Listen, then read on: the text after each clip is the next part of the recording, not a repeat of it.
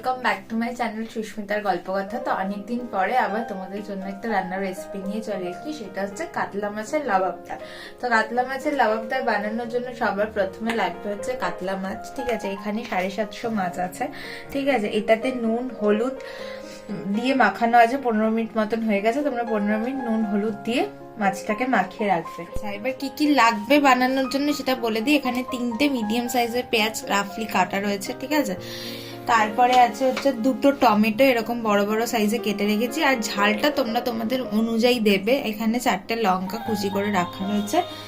আর আছে হচ্ছে এখানে কাজু বাদাম আর চারমগজ ভেজানো রয়েছে। ঠিক আছে, এটার পেস্ট হবে। আর কি কি মশলা লাগবে সেগুলো বলে দেবো। ঠিক আছে, এখানে কাজু আর চারমগজ ভেজানো রয়েছে। এখানে 20 গ্রাম কাজু আছে আর 20 গ্রাম চারমগজ রয়েছে। ঠিক আছে, এটাকে ভেজানো আছে, এটাকে পেস্ট বানানো হবে। তো এখন সবার আগে কড়াই আমি তেল গরম করতে দিয়ে দিয়েছি, সর্ষের তেল দিয়ে দিয়েছি। তোমরা চাইলে এটা সাদা তেলও রান্না করতে পারো, কিন্তু আমি সর্ষের তেলে রান্না করবো। এখানে মাছ ভাজার জন্য 5 থেকে 6 টেবিল চামচ আমি নিয়ে নিয়েছি তেল। এবারে আমি মাছগুলো একটা একটা করে ভাজবো।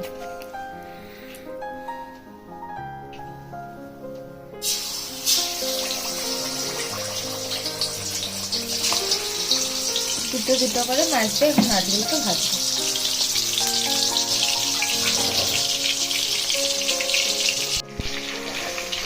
দেখো মাছগুলো ভাজা হচ্ছে। ঠিক আছে, মাছগুলো ভাজা হোক, তারপরে তোমাদেরকে দেখাচ্ছি। ঠিক আছে,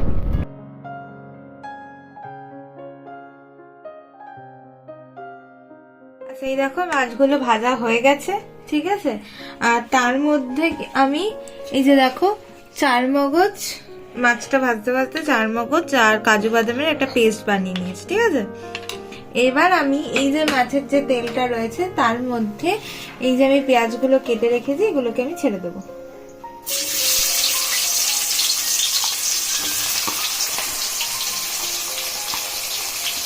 পেঁয়াজ, যে টমেটো আর লঙ্কাটাও দিয়ে দিলাম। ঠিক আছে, এবার এটাকে আমি হালকা করে ভাজবো।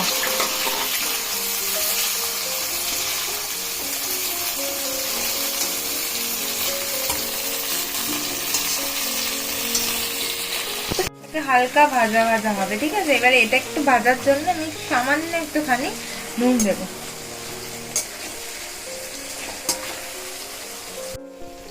দেখো একটু সামান্য একটু, কারণ তোমরা জানো যে নুন দিলে পরে ভেজিটেবলস গুলো কিন্তু তাড়াতাড়ি সেদ্ধ হয়ে যায়।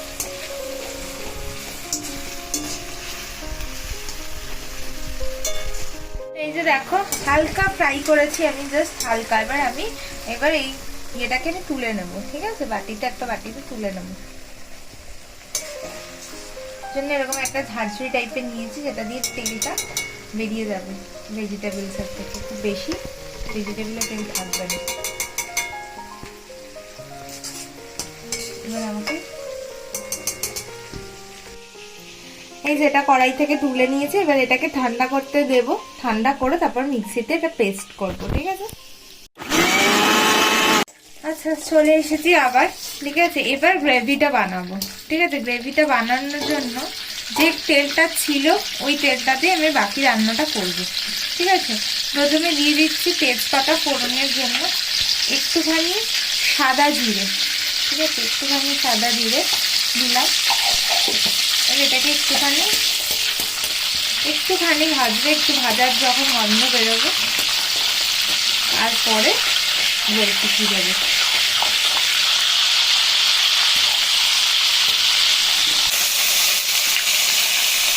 দেবো হচ্ছে আদা রসুনের পেস্ট। আমি রেডিমেড আদা রসুনের পেস্ট দিচ্ছি, তোমরা বাড়িতে বানিয়ে দিতে পারো বা রেডিমেড আদা রসুনের পেস্টও দিতে পারো। আর একটু দেবো।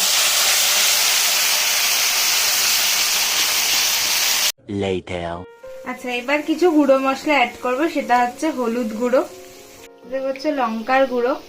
ঠিক আছে,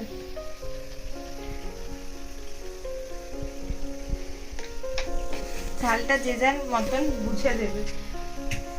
আচ্ছা, এবার দেবো হচ্ছে জিরে গুঁড়ো সামান্য, হাফ টেবিল চামচ জিরে গুঁড়ো দিয়েছিলাম। এবার কাশ্মীরি লঙ্কার গুঁড়ো হাফ চামচ। দেখো কালারটা কিন্তু দারুণ এসেছে। গুঁড়ো মশলাগুলো দেওয়ার পরে দেখো তেল ছেড়েছে, একটা দারুণ কালার এসেছে। এরপরে আমি দেবো হচ্ছে কাজু বাদাম আর চালমগজ যে পেস্টটা আছে সেই পেস্টটা দেবো। দেখো কালারটা তো দেখো একটা।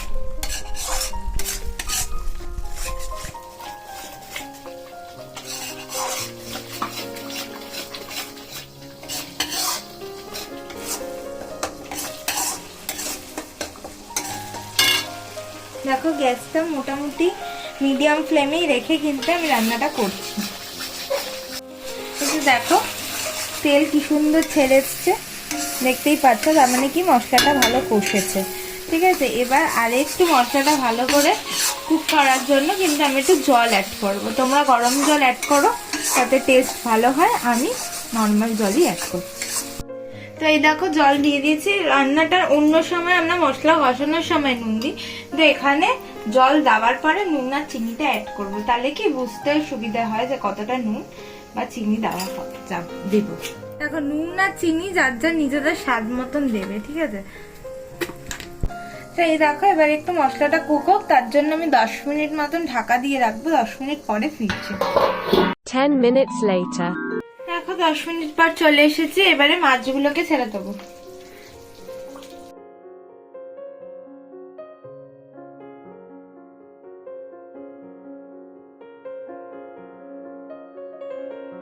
এই তো দেখো মাছগুলো দিয়ে ফেলেছি। এখন মাছগুলো দেওয়ার পরে একটু ঝোলটা ফুটুক, 5 মিনিট পরে আসছি। 5 minutes later. এই দেখো রান্না মোটামুটি রেডি। ঠিক আছে, জাস্ট নামানোর আগে একটুখানি ঘি দেব আর একটুখানি শাহি গরম মশলা দেবো। ঠিক আছে, তোমরা ঘিয়ের বদলে ফ্রেশ ক্রিম দিতে পারো, কিন্তু আমার কাছে ফ্রেশ ক্রিম নেই বলে আমি ঘি দেবো। সামান্য একটুখানি দেবো। ঠিক আছে, সামান্য একটুখানি। ঘি আমি প্রচুর ভালোবাসি, একটু বেশি বেশি করে দিই। চলো এবার এটাকে নামিয়ে ফেলবো, সার্ভ করবো। তো এই হচ্ছে আজকের রান্না। তো রান্নাটা তোমরা অবশ্যই বাড়িতে ট্রাই করো।